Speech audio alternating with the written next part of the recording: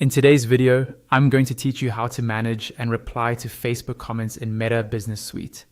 Managing your comments in one place helps you stay on top of customer questions, respond faster, and keep your page looking professional.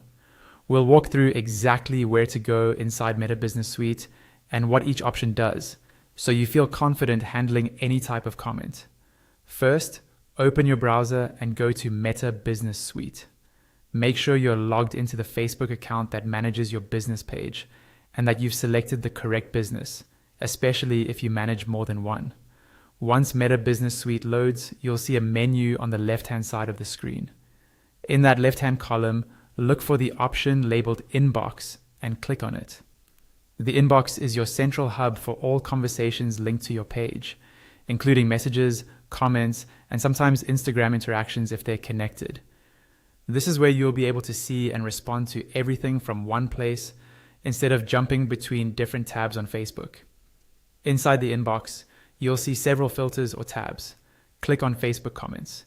This view will show you just the comments made on your Facebook posts, making it much easier to focus on public interactions without being distracted by private messages or other notifications. Now, find the specific comments you want to manage.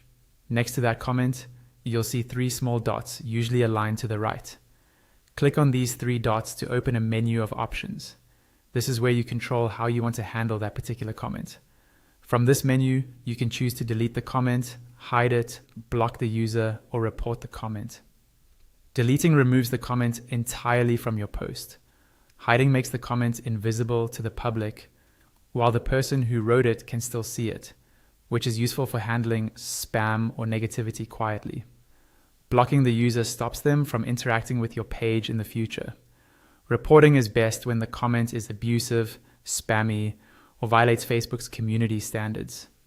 You also have another useful option. Instead of only hiding the comment, you can choose to send the person a private message.